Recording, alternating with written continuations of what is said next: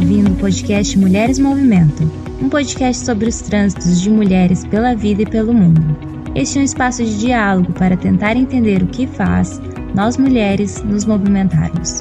Eu sou a Flávia Shows, comunicadora, internacionalista, virginiana com ascendente em Peixes e Vênus em Câncer.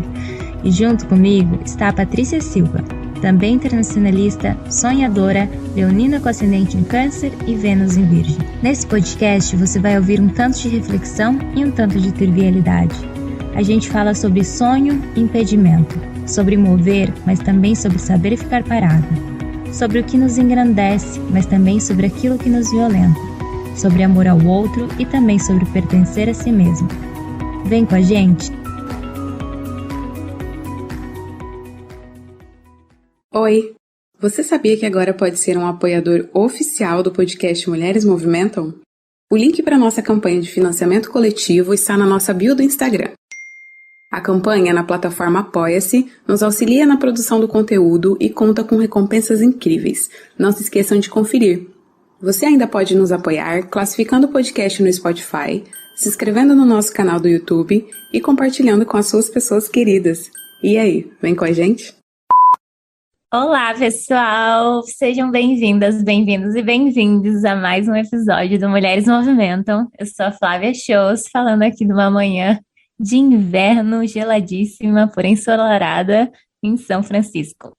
Oi, pessoal, aqui fala a Patrícia, direto aqui para mais um episódio do podcast preferido de vocês da internet. Hoje a gente tem uma convidada muito especial, apesar da gente dizer isso de todas as convidadas, mas a nossa convidada tem uma trajetória muito legal que vai compartilhar aqui com a gente, direto do Mato Grosso do Sul. Eu amo, todas são especiais mesmo. Nossa convidada de hoje é a Gleice, professora, militante, uma mulher de fibra e tá falando lá de Dourados. Ela nasceu em São Bernardo do Campo e na década de 80 ela se mudou para a cidade Mundo Novo, onde viveu também Dorcelina Folador, que a gente vai falar mais um pouquinho adiante. Ao longo de sua trajetória, eu vou pontuar que ela foi fazer um curso de teatro lá em Guarulhos, onde rolou essa aproximação com a militância sindicalista. Em 2001, as pautas ligadas à defesa de uma educação pública, laica, gratuita e de qualidade já estavam fazendo o coração dela borbulhar. Em 2003, Gleice foi presidente do DCE, além de atuar também na Marcha Mundial das Mulheres. Ela cursou uma pós-graduação em Educação Inclusiva e passou a lecionar em diferentes instituições. No ano de 2018, Gleice concorreu para o cargo de deputada federal, tendo um total de 12.297 votos. Em 2020, concorreu para a vereadora, sendo a quinta mais votada da cidade. Ela é filha do Osvaldo, que é caminhoneiro, e da guerreira Dona Cleide. Seja bem-vinda, Gleice. A gente está muito feliz de te receber aqui. Queria pedir para você primeiro dar um oi, dar uma apresentada com suas palavras e também contar um pouco para a gente qual é a história da Dorcelina e qual que é essa influência no desenrolar do seu caminho, dos passos que você tomou aí na sua vida. Boa tarde, Flávia. Boa tarde, Patrícia. Para mim aqui é boa tarde, né? A gente está aqui em vários lugares, então bom dia, boa tarde, boa noite para também quem estiver ouvindo em qualquer momento. Estou falando aqui de Dourados, Mato Grosso do Sul, aqui está bastante calor, hoje está melhor um pouquinho, que deu uma chuvinha gostosa, mas é um lugar que costuma ser bastante quente e um calor que aquece a alma também, né? Bom, eu nasci em São Bernardo do Campo, mas eu morava em Diadema quando eu nasci, minha família morava lá, e depois vim para Mundo Novo, né? Mundo Novo é uma cidade aqui para nós muito conhecida, ficou muito famosa também, acho que no Brasil inteiro, a partir da morte da prefeita Dorcelina Folador. E Dorcelina era uma mulher muito guerreira, muito inspiradora, ela até hoje inspira as mulheres aqui do Mato Grosso do Sul, as mulheres que estão na política fazendo uma luta em defesa dos povos. Foi uma mulher incrível e morreu por ser uma mulher incrível. Ela foi militante do MST, também da Pastoral da Terra, ligado à Igreja Católica. Daí, nesse período de militância, ela acabou se envolvendo também com o Partido dos Trabalhadores e das Trabalhadoras, na qual ela foi prefeita na cidade de Mundo Novo. E numa luta muito intensa na defesa dos povos e no enfrentamento ao conservadorismo que a gente tem aqui no nosso estado, que é um estado bem, bem conservador, ela foi assassinada, isso em 1999. Nessa época eu estava morando em Guarulhos, eu tinha ido para fazer um curso de teatro, e foi muito chocante para todo mundo, até hoje é uma perda assim significativa, né, para o estado inteiro. Acho que o estado inteiro perdeu com a morte da Dorcelina Fulador. Mas ela foi uma mulher que inspirou muitas outras mulheres. E a morte dela também foi muito marcante nesse sentido, porque ela plantou sementes, né? A gente costuma dizer no movimento, principalmente no movimento da luta pela terra, que quando alguém morre, a gente não morre, a gente vira semente. Dorcelina virou uma semente que deu muitos frutos. E acho que talvez eu também seja fruto dessa semente plantada por ela. Bom, eu fui para São Paulo fazer um curso de teatro, porque quando eu terminei o ensino médio, a gente fica naquela dúvida, né? E agora, o que eu quero fazer? E uma das coisas que eu tinha vontade de trabalhar, de fazer, era teatro. Naquela época, eu participava de um movimento religioso da juventude, e a gente fazia bastante teatros na igreja. E era uma necessidade minha aprofundar um pouco mais, aprender um pouco mais. E sair um pouco também da cidade, né? Porque eu queria conhecer um pouco mais o mundo para além do que a gente vive aqui no nosso município, no nosso estado. Dourados é uma cidade muito marcada por uma cultura do patriarcado, por uma cultura do agronegócio, as relações de poderes aqui são muito fortes, e naquela época era muito mais. Muito movimentada, inclusive, pela violência contra a população indígena, contra as mulheres. A gente tem alto índice de violência em todos os sentidos aqui na nossa cidade. E foi quando surgiu a oportunidade de ir para São Paulo, morar com a minha família, com os meus tios lá em São Paulo, e foi quando eu iniciei realmente esse contato com a militância sindical. Meu tio era sindicalista, e todos os dias ele saía bem cedo já para a luta, e teve algumas greves em que ele participou. E como eu estava morando na casa dele, eu acabava indo junto para colaborar com a luta e para colaborar com o trabalho que ele já vinha desenvolvendo.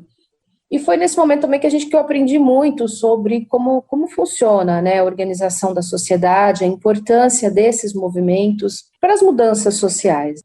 Mas eu fiquei lá apenas um ano e ao final do curso eu percebi que eu precisava retomar para Dourados, porque aqui eu tinha outras oportunidades. Tinha 2 universidades públicas aqui, que é a UEMS e a UFGD, e aqui eu tinha mais condições de passar no vestibular e de dar sequência na minha vida, né? O curso de teatro eu fiz porque no primeiro vestibular que eu fiz foi para artes cênicas. E nesse processo eu percebi que a vida de artista é uma vida bastante bacana, gostosa e que eu tinha muita vontade, mas também era uma vida muito difícil, né? Em São Paulo eu conheci vários artistas que viviam da arte e que não era um caminho tão fácil para eu seguir naquele momento. Eu voltei então e prestei o vestibular para letras. Eu escolhi letras na área da educação porque tinha uma certa relação com as artes, tinha literatura, e eu sempre gostei muito de trabalhar com pessoas. Então eu achei que a educação fosse algo que fosse me fazer feliz. Mas eu também não tinha muita noção do que vinha pela frente, né? Assim, eu tinha uma ideia do que era educação, porque estudei na escola pública toda a minha vida, participei das greves dos professores, a gente acompanhava isso, já acompanhei um pouco também da luta no movimento estudantil secundário, mas de um olhar a partir de estudante. E quando eu entrei na universidade, assim, eu lembro que eu estava trabalhando e eu também precisava de um emprego, né? E eu tinha 2 possibilidades, ir para uma universidade pública ou uma privada. E na universidade privada eu poderia continuar trabalhando, tendo um salário, mas na universidade pública eu teria maiores possibilidades de conhecer mais coisas, conhecer o mundo, né? A universidade pública dá para a gente maior possibilidade de conhecimento. Eu fiz essa escolha, fui para a UEMS, e chegando na UEMS foi bem interessante que tinha um comunicado que precisava de uma secretária para trabalhar na do UEMS. Eu não sabia o que era do UEMS, mas eu fui lá, eu precisava de um emprego, eu falei, vou lá. E fiz a inscrição, né, e entrei na fila no dia da entrevista, e aí quando eu saí da entrevista, tinha mais uma fila enorme de pessoas assim atrás de mim, eu falei, nossa, um monte de gente, mas esse emprego vai ser meu, né? E saí dali muito confiante, voltei e depois me ligaram. E aí só depois eu entendi que aquilo era um sindicato. Então eu comecei a trabalhar num sindicato sem saber exatamente o que era logo no início. Trabalhando no sindicato, eu conheci bastante o movimento estudantil, que era o DCE, que era o Diretório Central de Estudantes, ficava ao lado do sindicato, né? Então eu tinha acabado de entrar na universidade, arrumei um emprego, e do meu lado tinha um movimento estudantil, que também borbulhava naquele momento, né? Era um momento bem interessante. E por muitas vezes as reuniões do movimento estudantil aconteciam dentro do sindicato, porque eu era secretária do sindicato, então as coisas aconteciam muito dentro de um outro espaço. E a partir disso foi inevitável que eu me tornasse presidenta do DCE, logo tinha uma eleição, porque no movimento estudantil, como a passagem da gente é muito rápida na universidade, as eleições do Diretório Central, elas aconteciam de ano em ano. E tinha próximo uma eleição, e então quem é o candidato? Então, assim, no movimento estudantil é uma produção de liderança constante, porque todo ano você tem que renovar, né? Tem que trocar as lideranças. E aí me pediram para eu assumir essa função. E foi bem interessante, porque quando me pediram para assumir, eu falei, nossa, mas eu não tenho a menor condição disso, né? Eu acabei de entrar na universidade, como é que eu vou assumir um DCE? Como é que eu vou ser dirigente de um espaço que eu estou conhecendo agora, né? E a princípio eu disse, não, gente, eu não tenho a menor condição, né? Mas eu também não tinha entendido que esse é uma escola. E aí me convenceram de que eu precisava assumir, e acho que foi o início de toda essa história, assim, porque foi um momento muito forte de organização do movimento, e a gente tinha um grupo muito forte de mulheres. Tinha várias amigas que estavam na militância naquele momento, e a gente constituiu uma direção formada por uma maioria de mulheres, né, e de mulheres com vontade de mudar o mundo. Eu acho que isso faz toda a diferença e muda todo o rumo da minha história naquele momento. Porque quando a gente é estudante, eu costumo dizer que a gente acha que vai mudar o mundo, né? Estudante, juventude, é isso. E quando você está com um monte de mulheres, a gente não acha que a gente vai mudar, a gente tem certeza que você vai mudar. Porque a gente muda mesmo. É verdade, a gente consegue transformar realmente, a gente faz a diferença. E a gente, assim, arrumava muita confusão na universidade também, né? Porque o movimento estudantil é para isso, é para arrumar confusão, para organizar o movimento e fazer assembleia, e chamava todo mundo. E nesse processo eu tive contato com o movimento feminista, que até então, para mim, quando falava em feminismo, era algo muito distante. Eu pensava, não, eu não sou feminista, eu quero ser feminina, né? Era o conceito que a gente tinha naquela época, que hoje é diferente. Hoje as meninas estudantes, as jovens, já no secundarista, elas já têm um contato com o feminismo, elas sabem o que é isso. E foi naquele momento que a gente iniciou o movimento estudantil com essas mulheres, eu passei então a frequentar alguns encontros da UNE, da União Nacional do Estudante, e foi justamente no período em que a gente organizou o primeiro encontro nacional de mulheres estudantes. E eu participei primeiro da reunião de organização desse processo, e depois eu participei como participante, né, como militante do movimento estudantil. E esse encontro, ele terminava com a segunda ação internacional da Marcha Mundial de Mulheres. E foi, então, meu primeiro contato com a Marcha Mundial de Mulheres. Era a segunda ação, a gente teve uma grande caminhada em São Paulo, e aí foi amor à primeira vista, né? Porque aquela monte de mulheres andando juntas e cantando e com palavras de ordem, aquilo transformou minha proposta de vida, né? E eu voltei, então, não, agora eu sou feminista. E desde então a gente passou a construir o movimento de mulheres dentro da universidade. E a gente teve muitos eventos, a gente organizou muitas manifestações, e naquele momento eu passei a ser também uma liderança conhecida na cidade, no meio político, no meio do jornalístico, né, nas mídias, porque as pessoas me identificavam como uma liderança estudantil. Terminando o curso, né, terminando a universidade, eu continuo só no movimento feminista, né, e aí eu decidi por um tempo, porque eu falei, olha, eu quero ter uma vida assim, em paz, eu não quero participar de nada, eu quero só ser uma pessoa comum, que não está na luta, né, uma pessoa discreta, e eu tive essa vontade por um tempo. Passei no concurso e fui me preparar para ser professora, fiz o curso de especialização, mas a luta não deixa a gente, né? Quando a gente participa desses movimentos, a gente não consegue ver o mundo acontecendo, as coisas acontecendo e a gente não se envolver e não querer mudar. Fiquei 1 ano e meio, mais ou menos, só estudando. E quando eu terminei, estava já trabalhando, já tinha passado no concurso, eu dava aula já estava dando aula na rede pública.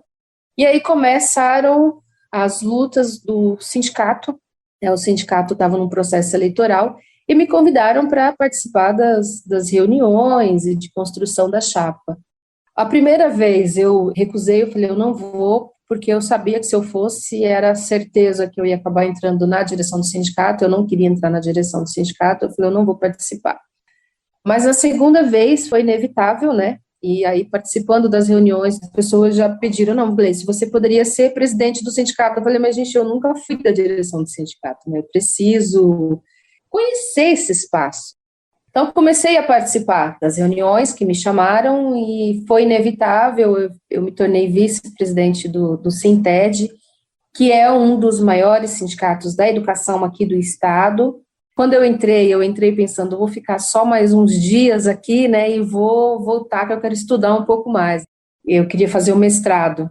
E estou aqui até hoje, não consegui fazer o mestrado ainda e estou tentando ainda estudar.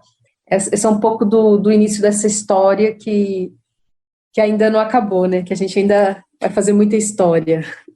Que delícia te ouvir, Gleice, saber um pouco mais, assim, sobre a sua trajetória. Eu acho que é um pouco disso que você falou, assim, acho que a militância, ela passa por aí, assim, a gente é atravessado por ela ao mesmo tempo que a gente atravessa ela, né? E é uma coisa que não sai, né? Principalmente, acho que para o feminismo, né? A gente já trouxe algumas convidadas aqui com quem a gente sempre fala, que fica meio implicado na gente que é mulher, né? Não tem muito como sair dessa luta, que a gente sabe as implicações do patriarcado na nossa vida cotidiana. E aí eu queria te perguntar, a partir disso que você trouxe, se houve um momento, assim, que eu acho que você dá uma ideia, assim, de como é que você foi parar nessa via sindicalista, mas se houve um momento que você decidiu pela educação, ou se ela que te escolheu. E aí eu queria que você comentasse um pouco um fato específico, né, que foram as eleições do Sinted de 2015, onde ele teve aquele impedimento da chapa que ganhou de assumir. E aí eu relaciono um pouco esse contexto com o projeto de golpe ali que estava sendo articulado no Brasil nesse mesmo período. Você relaciona esses fatos? Com certeza. Assim, eu acho que as coisas mudaram de uma hora para outra. Inclusive, uma mudança do comportamento no Poder Judiciário. Teve um processo de mudança, assim, brusca, que como eu estava vivendo esse período e no meio do olho do furacão o tempo todo, então, para mim é muito nítido que foi o golpe, ele é resultado de uma mudança de comportamento de um modo geral também na sociedade, em todos os segmentos. Eu assumi o sindicato a primeira vez em 2012, acho que 2012, 2011, não tenho certeza exatamente da data, mas participei das primeiras greves, das primeiras mobilizações, e eu tinha que liderar esse processo, e era um processo assim, eu tinha que liderar uma greve, mas eu nunca tinha participado de uma greve. E o sindicato aqui, ele também atuava com a rede municipal, então eu era da rede estadual, mas eu também liderava ali a rede municipal. E eu tive que coordenar uma greve e aprender como se fazia aquilo no processo. Hoje é muito simples, eu digo para todo mundo que, olha, uma greve é uma luta, é um movimento, uma coisa simples. Mas naquele momento, para mim, foi bastante assustador a responsabilidade, porque enquanto estudante, embora eu liderasse os movimentos, a gente trouxesse os estudantes para a rua, a gente parava a universidade, a gente fechava a rodovia. A minha responsabilidade era a responsabilidade de estudante. Se alguma coisa desse errado, o máximo que poderia acontecer era ter aula normal, né? Agora, na condição já de professora, de trabalhadora, a gente tem outras responsabilidades que a gente está lidando com o emprego das pessoas. E naquele processo, né, a gente estudava muito legislação, né, para poder não cometer equívocos. Mesmo assim, a gente tinha sempre uma provocação judicial sobre os nossos movimentos, sobre as nossas lutas. E até aquele momento, a gente sempre tinha vitórias nos resultados das nossas lutas, porque a gente cumpria todos os protocolos jurídicos e a gente tinha vitórias. Em 2012, a gente teve uma greve que rolou um processo judicial por bastante tempo. Em 2014, teve 2 eleições. Uma foi a eleição da FETEMES. Aqui a gente tem os sindicatos municipais e tem a federação que engloba todos os sindicatos. E eu me candidatei, então, à presidência da FETEMES naquele ano.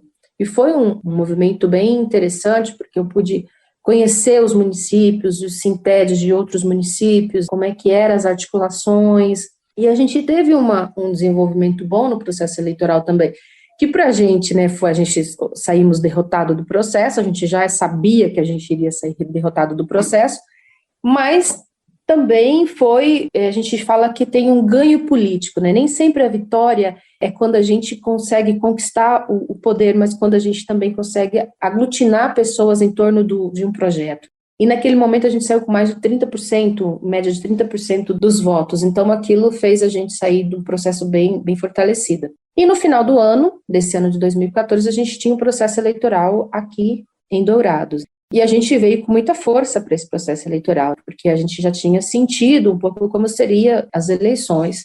E como a gente está num estado muito conservador, obviamente que eu tive bastante dificuldades. E a gente ganhou, então na base a gente tinha tranquilidade, né, para o processo eleitoral, mas a nossa eleição foi judicializada. E foram assim, não foi um processo que entraram contra a gente. Eles fizeram um jogo político-jurídico, porque eles foram montando processos e mais processos. Quando a gente nem saía de um, já tinha outro, para a gente ficar o tempo inteiro envolvido com esses processos judiciais. Foram muitos processos. E 2015 foi um ano que a gente passou todo o ano enrolado no processo, o sindicato basicamente resistindo para a sua própria existência. Porque com tantas ações judiciais, né, contra a nossa eleição, impedindo que a gente assumisse a direção do sindicato, isso foi criando um monte de outras complicações para a existência do sindicato. E a gente percebeu naquele momento uma mudança no comportamento do Poder Judiciário, porque havia diretamente uma interferência do Poder Judiciário na organização sindical. A nossa eleição já estava sendo acompanhada pelo Ministério Público do Trabalho. E mesmo sendo acompanhada, teve decisões judiciais, né, no sentido de impedir a nossa posse. Foi uma tentativa de destruir a nossa existência. E teve interferência de todos os lados. Da disputa interna dentro do movimento sindical, que é normal, natural e saudável. Eu acho muito importante que a gente tenha as disputas dentro do movimento sindical, no movimento social. A disputa ela é importante, porque ela que movimenta a democracia, é ela que faz a gente questionar as nossas verdades, as nossas certezas. Então a gente tinha da disputa interna, tinha dentro dessa disputa interna as ações judiciais e tinha interferência do próprio poder público querendo ocupar o espaço do sindicato, querendo destruir. Então, aconteceu de tudo naquele período, naquele ano.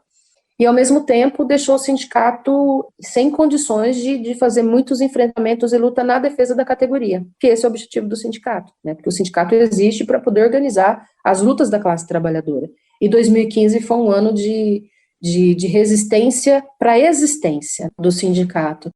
E logo na sequência, né, em 2015, a gente já começa a ver os ataques. A gente tem a eleição da Dilma em 2014 também, né, as nossas eleições foram muito no mesmo tempo das eleições da Dilma, e a gente estava acompanhando todos os ataques à eleição da Dilma.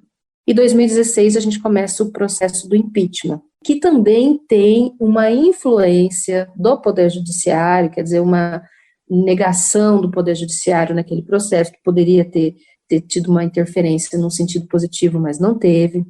E foi muito chocante o processo do impeachment, porque nós que assistimos, né, o impeachment, eu estava super envolvida naquele momento, e a gente ouvia os deputados dizer por que estavam votando no impeachment. Foi, assim, muito dolorido, porque a gente tinha expectativa ainda de não ter o impeachment, mas quando a gente começou a ouvir os deputados dizerem por que você está votando? Eu estou votando porque pelo meu filho, pela minha mãe, por todo mundo da própria família dele. Ele nunca disse, olha, não teve ninguém que votou pelo povo brasileiro, não teve ninguém que explicou por que estava votando, porque realmente não tinha uma explicação. Era um golpe. Golpe não tem argumentação para explicar o golpe. E foi muito dolorido aquele momento, realmente. Eu estava no Vale do Anhangabaú e a gente saiu de lá, assim, numa derrota, numa tristeza, num momento bem difícil. E eu também estava bem cansada naquele dia, assim, vendo tudo aquilo. Mas foi um momento em que eu também decidi que eu iria me candidatar. Falei, poxa, gente, esses deputados são muito ruins, eles não têm argumento, eles não estão ali por ninguém desse país. E se eles estão lá para não fazer nada, eu acho que nós que temos projetos sociais, a gente que defende, né, um projeto de sociedade, nós temos que ocupar esse espaço. Né? Aquele foi o momento que eu falei, olha, eu acho que eu posso fazer melhor que esses caras. E eu acho que eu posso, eu acho que qualquer uma de nós estamos 1000 vezes mais preparadas do que aqueles homens e mulheres que estavam ali, principalmente aqueles homens, né, que estavam ali falando aquele monte de besteira. Então, aquele momento, assim, eu acho que naquele 2015 que a gente passou no processo sindicato, ele estava muito relacionado com esse momento, que era a tentativa de destruição das organizações sociais, e a gente começou a sentir esse retrocesso, esses ataques a várias outras instituições, várias outras judicializações das lutas, das greves. Logo na sequência, em 2016, a gente tem inclusive uma decisão do STF, que basicamente acaba com as greves no setor público, né? Depois disso, a gente já não tem mais tantas greves, porque o Poder Judiciário interferiu. Então, acho que está tudo relacionado, viu, Patrícia? Sua pergunta, se tem alguma relação, para mim, é uma relação só, é uma coisa só, e não era uma tentativa de destruir só o sindicato, mas de destruir a luta. Mas continuamos seguimos em luta e vamos resistindo, e vamos vencer. Tem uma frase que eu sempre vejo aí na minha bolha, que é que a injustiça não te entristeça, mas que te radicalize, porque é isso, né? Ver o fruto que pode sair de um momento tão tenebroso ali que a gente viveu e desabrochar, né, numa trajetória, porque adentrar a política já está em momentos que a gente fazer política, mas tomar essa decisão, vou concorrer a uma eleição, tem que ter muita força, sendo mulher, para decidir levar isso adiante. Só um comentário, e depois de um momento político, esse episódio do golpe, um momento político completamente misógino também. Foi um golpe do machismo, não foi só um golpe político, né? Ver o que fizeram com a imagem da Dilma, eu acho, naqueles anos, é um trauma coletivo, assim, eu acho que de todas as mulheres brasileiras que minimamente ali acompanharam aquilo, foi um momento muito dolorido, assim. E aí essa decisão de entrar nas eleições depois disso, com certeza um ato de muita coragem. De muita coragem, sim. E aí eu fiquei pensando, você falando, Grace, nesse próprio contexto de 2015, que foi quando eu e a Paty, a gente se conheceu lá em Maputo, teve uma tarde lá que eu fiquei numa agonia imensa, que foi quando os professores, minha família, meu pai é professor, minhas tias, meus tios, então é uma família assim muito ligada à luta. E ficou conhecido como o massacre de 29 de abril, que foi quando a polícia lançou bomba e bala de borracha e mais de 200 professores ficaram feridos no Paraná. E eu lembro exatamente, eu estava com as meninas lá em Maputo e eu estava numa agonia imensa, porque meus pais, minhas tias, todo mundo, minha mãe, acabou, eu só recebia notícias de bomba sendo jogada em cima de professor, sabe? Numa manifestação pacífica, que deveria ser tranquila, a polícia, assim, nossa senhora, machucando, que dor no coração. Eu fiquei a tarde inteira agoniada, até eu conseguir receber notícias. Ficou marcada na história do Paraná e naquele governo de massacre inteiro, completo sobre os professores, assim. Então, você falando desse contexto, só vai trazendo lembranças, né? A gente está envolvido, assim, fala uma coisa, puta, doeu. Vem outra coisa, doeu também, porque a luta é isso, né? A gente vive num contexto muito sangue no olho, no bom sentido também, de não quero fazer, quero mudar.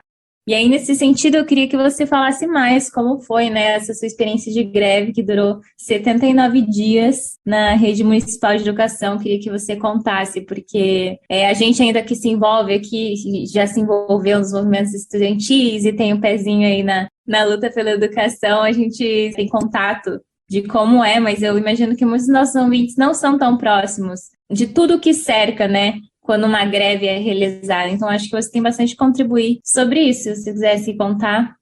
Bacana, Flávia. Você fala do Paraná, e naquele momento também teve greves em São Paulo, que também não foi diferente do Paraná. a pergunta anterior da Patrícia, né, se isso tudo estava interligado, assim, a gente começou a apanhar em todos os lugares. E começou também a surgir muitos assassinatos também de lideranças, principalmente quem luta pela terra, que aqui no Brasil é muito cruel as opressões a quem luta pela terra. E naquele momento a gente já começava, só ouvia assim, olha, o fulano morreu, olha, o fulano foi assassinado, houve prisões. E a gente começou a perceber uma coisa que, quando eu estava no movimento estudantil, eu falava, mas gente, como que deve ter sido o período da ditadura? E naquele momento a gente começou a ver que, olha, como que a democracia é muito frágil. Como que a gente pode entrar num processo de ditadura muito facilmente? Porque o Estado começou a oprimir a gente demais naquele momento. E a gente viu professores apanhando, juventude, e aí teve também, foi um momento bem importante em 2016, a retomada do movimento estudantil com força, o movimento estudantil secundarista, que ocupa as escolas também. Vocês devem se lembrar disso, né? Eu queria até falar que quando você comentou na primeira pergunta, que você falou que bonito, né, que agora o feminismo está chegando no ensino fundamental médio ali, essa discussão está rolando. E na hora me veio na cabeça a luta das secundaristas. Eu falei, que coisa linda.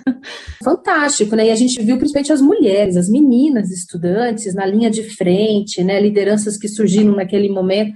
Foi um momento bem, bem produtivo, né? E como vocês mesmos disseram, é no caos que a gente se reinventa. Mas nesse momento de greve, assim, em 2016, que foi quando a gente teve essa greve na rede municipal de 79 dias, que é a maior greve que a gente fez na educação básica aqui em Dourados. E por que ela é uma greve muito marcante? Porque quando a gente entra numa greve, primeiro, que a gente só entra numa greve quando a gente já não tem mais condição de conversar com o poder. No nosso caso aqui, com a prefeitura, que era uma greve da rede municipal. A gente toma essa decisão já num momento de muita dor, que a gente já tentou, a gente já quer avançar, a gente vai tentando e não consegue. A decisão de uma greve, ela não é uma decisão fácil e simples, né? Então, ela é uma construção. Então, a gente tomou uma decisão naquele momento de entrar em greve, e quando a gente entra numa greve também, é uma decisão difícil, porque vem um monte de ameaças, né? Pode cortar salário, pode ter problemas no seu emprego, né? Embora a gente tenha, a maioria do pessoal é servidor público e efetivo, mas você tem pessoas que estão em estágio probatório, você tem professores que são contratados, pessoas que têm família e que a maioria das pessoas são responsáveis pelas suas famílias. Então, decidir entrar numa greve não é uma coisa tão simples. E a gente, sempre as greves, elas costumam durar, assim, às vezes uma semana, 15 dias, 20 dias, e o governo já está recuando e já está negociando. E naquele ano a gente não tinha uma resposta do governo. Era o último ano do prefeito, então ele estava nem aí para nós. Ele não era candidato de novo, então para ele não fazia diferença. E a gente precisava ter algum retorno, né? Então a gente entrou na greve e a gente entrou com força na greve, né? A categoria inteira entrou na greve. Mas depois de 2 semanas o pessoal começou a recuar e começou a voltar para o trabalho, que é algo que também acontece muito nas grandes greves. E aí chegou um dia na greve em que a gente falou, vamos contar quantas pessoas tem, porque está diminuindo muito o número de pessoas aqui. E aí contamos e tinha 189 pessoas de greve. A gente fez a conta e ele falou, meu Deus, como que a gente consegue tocar uma greve num conjunto de mais de 3.000 pessoas, tem apenas 189 pessoas paradas. E eu era a presidenta do sindicato naquele momento. Eu tinha que manter as pessoas firmes, animadas. Eu não podia desistir, porque você entra numa greve, você não pode dizer, olha, gente, tem pouca gente, então vamos desistir aqui. Porque isso é uma derrota muito grande para a luta. Isso tem consequências depois. Inclusive para a própria motivação da categoria, né? Se a gente desiste de uma greve num processo desse, depois você tem dificuldade de retomar de novo, né? E aí o governo faz o que quer. E naquele dia, quando a gente contou e tinha só 189 pessoas, assim, todo mundo olhou triste, um para a cara do outro, e agora o que a gente faz? E eu tinha que dizer, não, vamos seguir. E eu disse para as pessoas, eu falei, olha, 189 pessoas, a gente pode fazer um estrago nessa cidade. Vamos fazer muita luta. A gente só precisa ter um combinado entre nós. Que, a partir de agora, se alguém quiser desistir, avisa a gente antes, porque daí todo mundo tenha o direito de tomar decisão junto. E foi muito legal, porque daí ninguém desistiu, né? Sempre que alguém estava muito cansado, trazia o problema para a Assembleia, e por várias vezes as pessoas chegaram dizendo, olha, eu não consigo mais, eu estou cansada, eu não aguento, a gente está num processo de desgaste emocional. E aí chegava para a Assembleia e falava, tudo bem, então vamos conversar sobre isso. E chegava na Assembleia, falava como estava se sentindo, e aí tinha um professor muito, muito divertido, que ele falava, um dia, numa situação dessa, ele deu um grito lá do meio e falou assim, mas nós somos os espartanos! E aí isso motivava todo mundo, não é verdade, a gente está aqui na luta e vamos continuar e vamos seguir. E foram 79 dias de luta. E no final, com algumas estratégias que a gente envolveu toda a cidade, a gente foi para os bairros, a gente fez muito, muito movimento. No final, a gente conseguiu tudo o que a gente queria. Então, foi muito bacana, foi um processo, assim, rico, né? Eu costumo dizer que tem 2 momentos importantes na minha vida. Foi esse, de aprendizado, e foram 10 dias de caminhada que a gente teve de Campinas a São Paulo, também no movimento de mulheres. Foi fantástico. Bom, Gleice, acho que você traz aí um pouco de como que foi esse contexto todo de 2015 para cá, como isso tudo veio se articulando. Eu acho que em 2018 a gente tem um período muito importante ali, né, que foram as eleições presidenciais, onde você concorreu, inclusive, né, como deputada federal. E acho que ali a gente tem esse momento em que todas essas informações estão reunidas ali naquele período, e a gente tem uma outra grande articulação, acho que do conservadorismo, que é com a prisão do Lula, numa eleição que você estava ali a concorrer. E aí, nesse sentido, eu queria que você falasse como é que foi seu processo de concorrer a essas eleições, mas também como é que foi estar no Partido dos Trabalhadores nesse período. E talvez, acho que a gente passe ali pelas eleições de 2020, que você também concorre, mas também como que está sendo agora, em 2022, esse outro ponto, né, esse outro momento que a gente chega de conseguir virar o jogo de tudo isso. Se você puder falar aí para a gente um pouquinho. Olha, 2018... para mim, é um resultado de um processo de 2016. Como eu disse antes, 2016 foi um momento que eu, assim, já havia um pedido, já fazia tempo, né, de quem estava sempre caminhando comigo, dizendo que eu deveria me candidatar. Eu sempre resisti porque eu me identificava muito com o movimento social, com o movimento sindical, e eu sempre resisti, dizia, não, eu não quero esse espaço. Mas em 2016, quando teve esse processo do impeachment e que eu entendi, olha, a gente realmente tem que ocupar esse espaço, eu aceitei o convite. Então, em 2018, ela é uma candidatura onde as mulheres decidiram que a gente ia fazer diferença aqui no Estado. E eu costumo dizer que eu era apenas uma parte desse processo.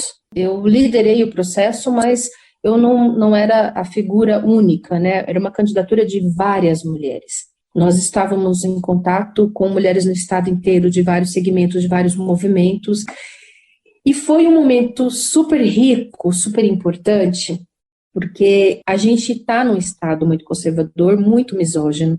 2018 é o ano que o Lula está preso e que a esquerda está toda apanhando demais, né? Você tem um processo das mídias contra a gente. Então, era uma luta, assim, contra tudo e todos, né? E a gente construiu isso a partir das mulheres. E ao final da eleição, embora a gente não tenha conseguido se eleger e a quantidade de voto no geral assim, nem seja tão grande, a gente conseguiu 12.997 votos, mas a gente sai de um processo muito fortalecida porque é a primeira vez que a gente tem uma candidatura de mulheres representando a luta das mulheres. Então, 2018 é muito rico nesse sentido, 2020 é consequência desse processo, fui candidata a vereadora, que também a gente sai vitoriosa do processo, a gente não consegue chegar por conta do coeficiente eleitoral que acontece, mas a gente eu sou a 5ª vereadora mais votada da Câmara. E agora, em 2022, é meio que consequência também disso tudo, e de novo, a gente está construindo uma nova candidatura. Hoje eu sou pré-candidata a deputada estadual aqui em 2022. A gente agora vai tentar de novo e espero que a gente consiga, né, ter uma representação feminista dentro da Assembleia Legislativa, que também vai ser um desafio gigante no estado do agronegócio, terra do boi, de muito machismo, o patriarcado aqui é algo absurdo, então, mas com muita disposição para fazer esse enfrentamento. Então, estamos aí, 2022, com bastante expectativa, agora num momento diferente, né, com o Lula fora da prisão, Lula Agora, fortalecendo esses movimentos da esquerda, a gente tem um outro momento. Vamos ver, espero que a gente consiga ter bons resultados esse ano também. Vamos ter! Vamos ter Lula 2022. Meu Instagram já é local de propaganda eleitoral gratuita. Enfim, gente, nesse clima de vencedoras da eleição, a gente tem uma última pergunta, Gleice, que é a nossa pergunta aqui padrão para todas as nossas convidadas, que é: o que te movimenta? Da onde vem essa força? Da onde vem esses sonhos? Da onde vem sua luta? O que tem te movimentado nessa vida? Olha, eu acho que o que me movimenta é a vontade de mudar o mundo. Assim, eu tenho muita vontade de ver um mundo sem violência, um mundo de igualdade entre homens e mulheres, um mundo onde as pessoas possam ser o que elas quiserem, sem preconceito, quando a população indígena tenha seu território, que a população negra não seja massacrada por esse sistema. Eu tenho um sonho de um mundo que ninguém sofra, né? Um mundo sem sofrimento. Eu acho que isso é o que me movimenta, mas o que também me dá certeza disso tudo é que esse não é um sonho só meu, que tem muitas pessoas que pensam como eu, que sonham como eu. Então, eu acho que a força de tudo isso, ela é uma força coletiva, né? Não é algo que vem de mim, é algo que vem de um ciclo de processo e principalmente das mulheres, de uma força, de uma vontade que eu vejo nas mulheres de mudar o mundo. Acho que é disso, né? Acho que a minha formação basicamente é de um processo coletivo, né? E eu tenho certeza que a gente pode mudar, porque quando a gente olha para o processo da história, dos nossos antepassados, de séculos e séculos passados, a gente mudou esse mundo, a gente já transformou bastante. Então, como o mundo está num processo de transformação, é obrigação nossa fazer as lutas e fazer essa disputa, e eu acho que a gente tem condição de vencer. Não é agora, talvez nas próximas gerações a gente consiga tudo isso, mas eu entendo que a gente tem que cumprir esse papel agora. Acho que é isso que me movimenta. Ai, gente, eu adoro essa pergunta nesse podcast. Eu sempre gosto das respostas. Que sobe. Bom, agora a gente vai para o quadro que sobe, o nosso quadro aqui desse podcast, onde a gente vem contar para vocês uma história aleatória. E a Gleice vai começar hoje, que ela já está com a história dela na ponta da língua. Quando vocês me disseram, olha, alguma coisa, me veio à mente duas histórias, né? Uma delas, quando eu era estudante, a gente estava na discussão das cotas raciais, a gente estava numa luta intensa e a gente teve um dia D, e era um dia de debate, e a gente fez um debate muito bacana aqui em Dourados, e quando terminou eu disse para a professora, eu falei, professora, se tiver algum debate em algum município por perto, você me avisa que eu quero participar, né, eu estou a fim de ir, mas preciso de carona, porque eu não tenho condição de me deslocar para lugar nenhum, porque vida de estudante é assim, né, gente, a gente não tem dinheiro para nada. E eu tinha naquele dia, era dinheiro para comprar um salgado e um refrigerante, era o que eu tinha no bolso de dinheiro. E a professora logo me entra em contato e fala, Gleice, tem uma professora indo para Mambai, você não quer ir? Eu falei, tô dentro. Convidei um colega ainda, falei, vamos comigo.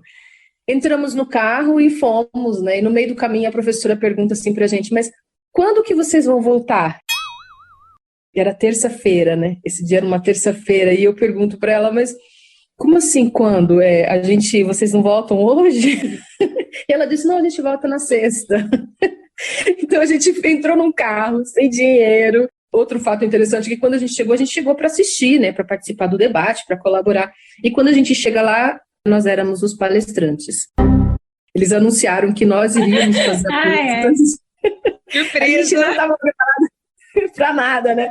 E a gente foi muito interessante, assim, meu Deus, um frio na barriga, porque a gente não tinha dinheiro para comer na janta e a gente tinha que ficar ali. Mas no final deu tudo certo, sempre dá certo, eu sempre costumo dizer, olha, no final tudo se resolve, né? E aquele dia a gente depois conseguiu uma passagem de volta para Dourados, mas foi bem interessante, bem maluca essa história.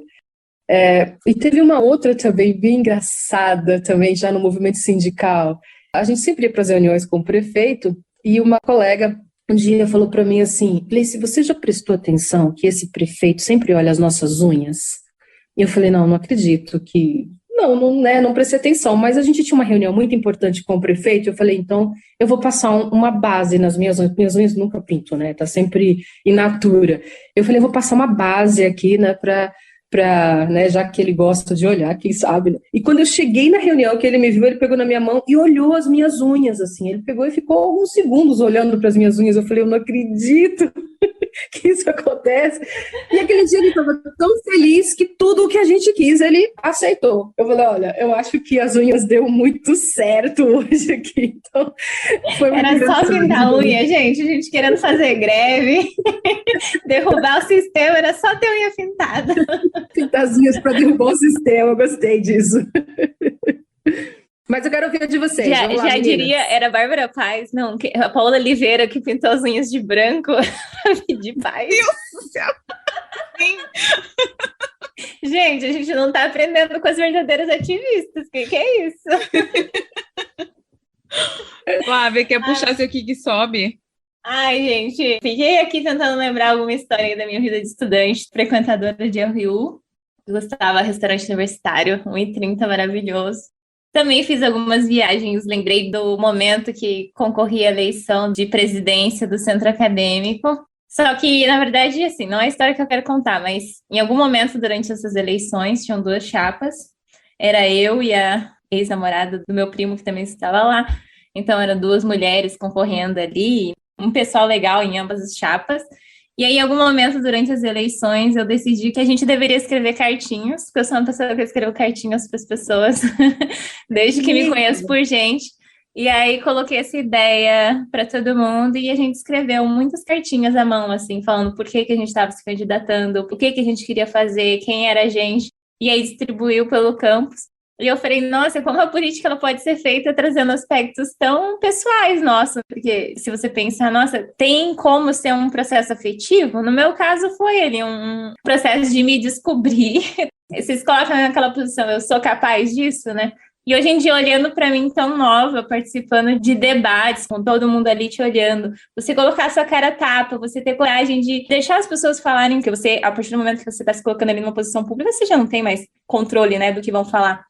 E foi muito legal, a gente perdeu por poucos votos, assim. Mas a história que eu queria contar, eu vou ser breve, é só porque eu sou... Como que é que me chamava em Moçambique? A Melba apaixonada. Sim, a Melba apaixonada, chocada.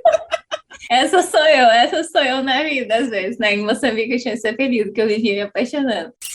Engraçado, porque é muito constante os meus apaixonamentos. Eles também não necessariamente são longos.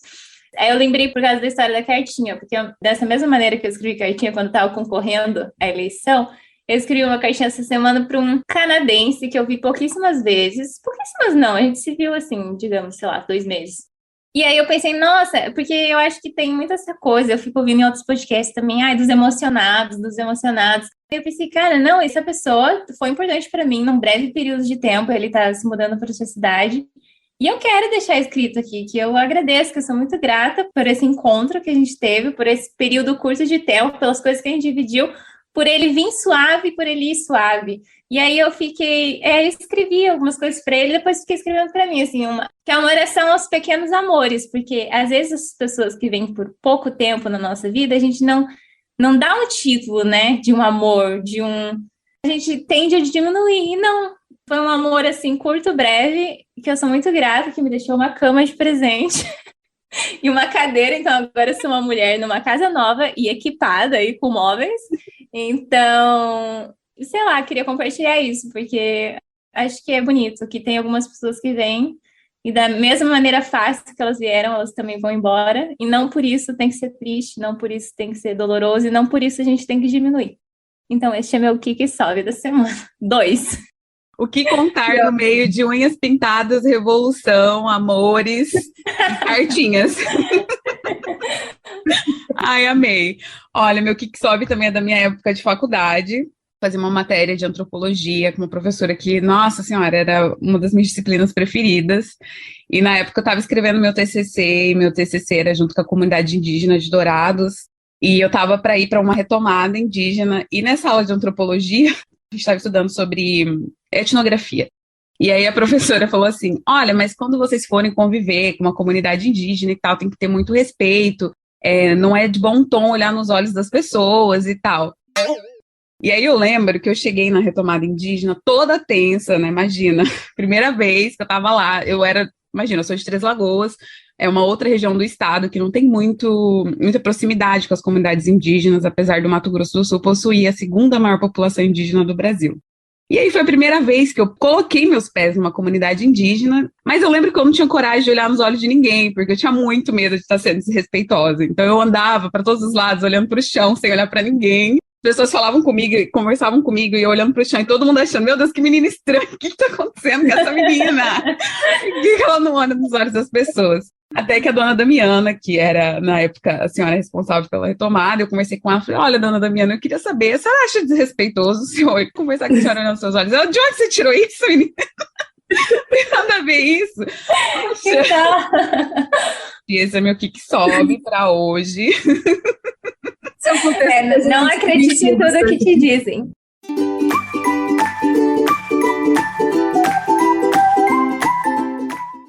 Enfim, pessoal, muito bom nossos Kikas e Sobes.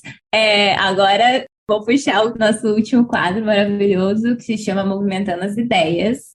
Patrícia, quer compartilhar suas indicações para o dia de hoje? Vou começar então, gente. A minha indicação hoje é um gancho com o BBB, porque aqui nesse podcast a gente tem o quê? A gente fala de política, a gente fala de unhas pintadas e a gente fala de Big Brother Brasil. Eu vou indicar um livro que eu estou lendo agora, ele se chama Alma no Exílio. É um livro que foi a Glória Maria que indicou no podcast do Mano Brown, semana passada. E eu comecei a ler e eu estou devorando esse livro, assim. Quem me ouviu aí nos episódios da primeira temporada deve saber que eu tenho um bloqueio criativo desde que eu terminei o mestrado e eu não estava conseguindo ler absolutamente nada. E esse livro tem me prendido, assim, então eu vou recomendar ele. É um livro do Eldridge Cleaver.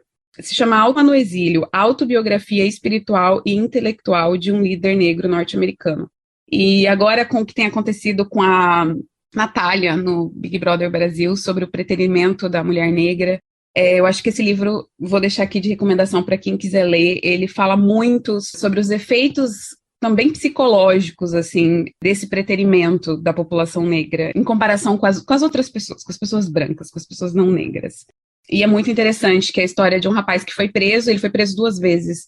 Tem muitos gatilhos, porque, por acaso, o autor, a segunda vez que ele foi preso por estupro, mas a primeira vez que ele foi preso por portar maconha, e, enfim, ele fala sobre como que a vida dele, os fatos que foram ocorrendo na vida dele, levaram ele para os caminhos que ele acabou tomando. Então eu vou deixar aqui de indicação, já avisando que tem alguns gatilhos, mas que é um livro interessante aí para quem quiser saber um pouco mais sobre a temática. Gleice, quer compartilhar suas indicações? Bom, já que a Patrícia compartilhou um livro, então eu vou compartilhar 2 documentários e um filme. 2 documentários que agora na pandemia, quando a gente ficou muito tempo em casa e não tinha muito o que fazer, então eu me acabei aqui assistindo muitos documentários e filmes.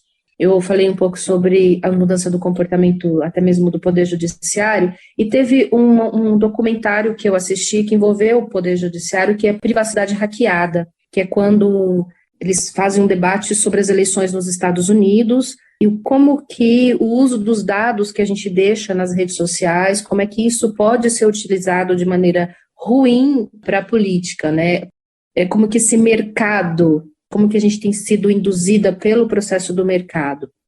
Depois eu assisti também Dilema das Redes, que aprofunda um pouco mais essas relações que a gente tem com a rede social e os riscos que a gente corre. Dilema das Redes é um documentário que me chamou bastante atenção, me trouxe muita preocupação e que eu acho que a gente precisa compreender esse processo.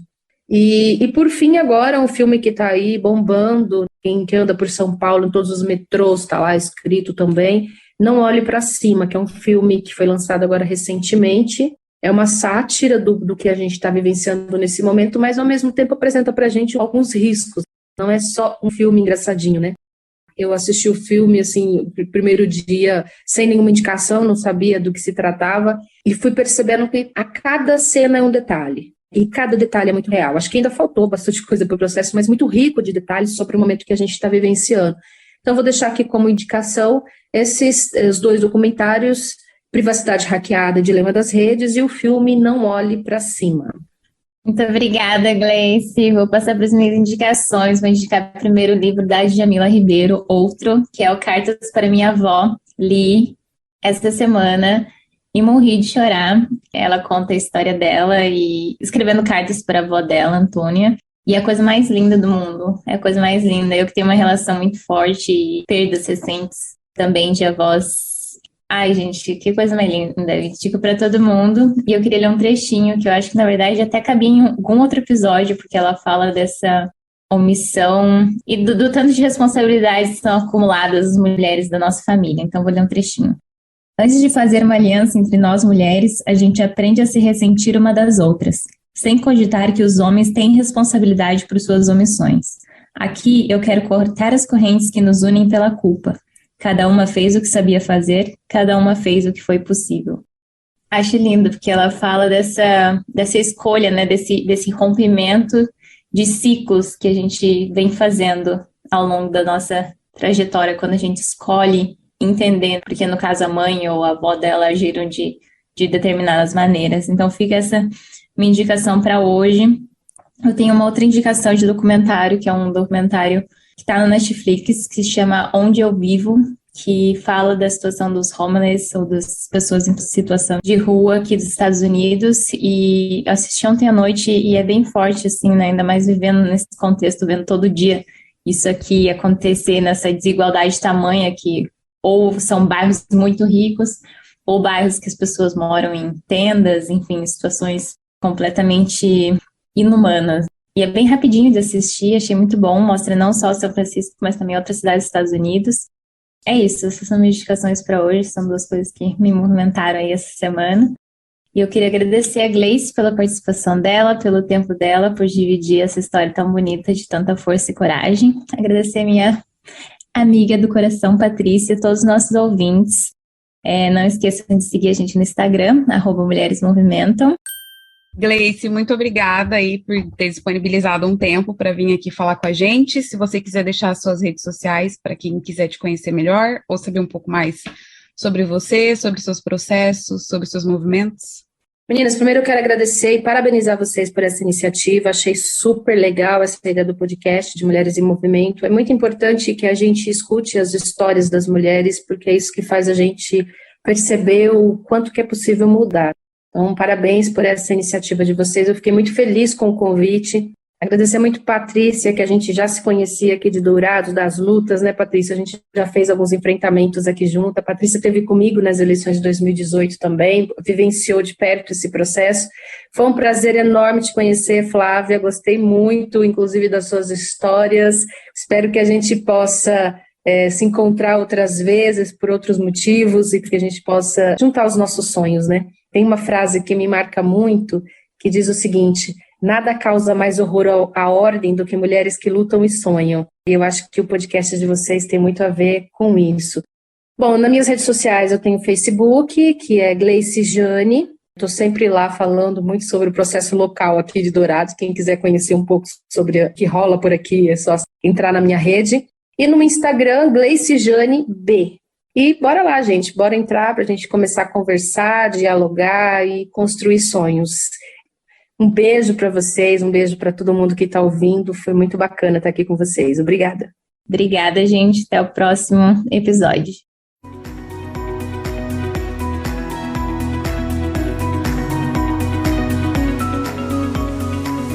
Para saber mais sobre o projeto e poder interagir conosco, siga o nosso perfil no Instagram, @mulheresmovimentam. Nosso e-mail de contato é mulheresmovimentam@gmail.com. Indique o nosso podcast para suas pessoas queridas e aproveite!